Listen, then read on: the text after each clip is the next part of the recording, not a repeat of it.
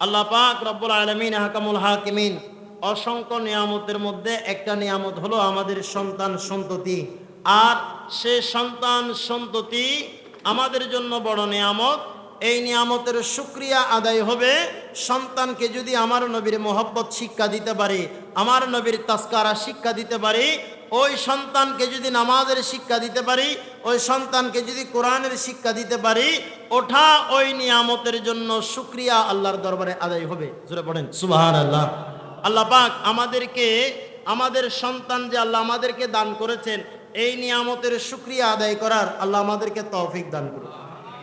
সম্মানিত মুসলিম ইকরাম, দুনিয়ার মোহব্বত এটা বড় অন্ধকার, এটা বড় জুলুম, এটা বড় অন্ধকার।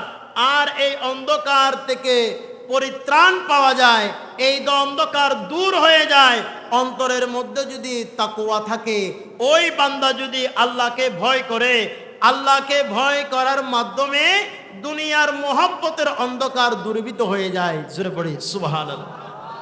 তাহলে আমাদেরকে দুনিয়ার মোহব্বত থেকে আমরা আল্লাহকে ভয় করা বেশি প্রয়োজন আছে না নাই? একটু জোরে বলেন, আছে না নাই? আমরা আল্লাহকে ভয় করব দ্বন্দ্বলত অর্জন করতে গিয়ে, নিজের রাগকে আমরা দেখাতে গিয়ে, নিজের রাগকে আমরা প্রাধান্য দিতে গিয়ে দুনিয়াকে প্রাধান্য দেওয়া যাবে না। রাগ করার সময়ও আমরা যেন আল্লাহর কথা স্মরণ রাখি। আল্লাহ আমাদেরকে সে তৌফিক দান করুক। মওলা আলী শের খুদা রাদিয়াল্লাহু তাআলা আনহু যুদ্ধের ময়দানে শত্রুকে চেপে ধরেছেন, শত্রুকে চেপে ধরে তলোয়ার ধরেছেন। ওই শত্রু হঠাৎ করে মওলা আলীকে থুতু নিক্ষেপ করেছে। মওলা আলী শের খুদা তাড়াতাড়ি ছেড়ে দিয়েছেন। বলে কিরে, মওলা আলী শের খুদা চাইলে কতল করতে পারতো, ছেড়ে দিলে কেন? বলে ছেড়ে দেওয়ার কারণ হচ্ছে আমি তাকে প্রথমে কতল করার জন্য ধরেছি, সেটা ঠিক আছে, সেটা ইসলামের জন্য। সে যখন আমার মুখে থুতু দিল, আমার যখন রাগ উঠে গেল, আমি তাকে ছেড়ে দিলাম। আল্লাহর দরবারে যেন আমাকে জবাবদিহি করতে না হয়, আমি আমার রাগের কারণে তাকে কতল করেছি, ইসলামের জন্য নয়, এটা যেন আমাকে জবাবদিহি করতে না হয়, সেজন্য আমি ওই বান্দাকে ছেড়ে দিয়েছি। জোরে পড়েন সুবহানাল্লাহ।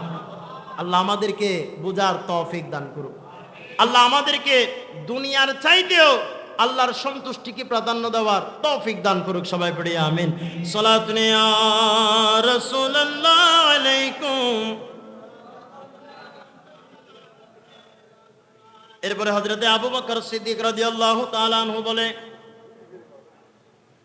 ওয়াল কবর যুলমাতুন, কবর হলো অন্ধকার, ওয়াসিরাজু লাহু লা ইলাহা ইল্লাল্লাহ মুহাম্মাদুর রাসূলুল্লাহ।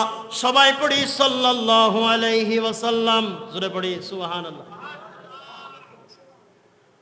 সিদ্দিক আকবর রাদিয়াল্লাহু তাআলা আনহু বলে, এ আল্লাহর বান্দারা শুনো, কবর বড় অন্ধকার।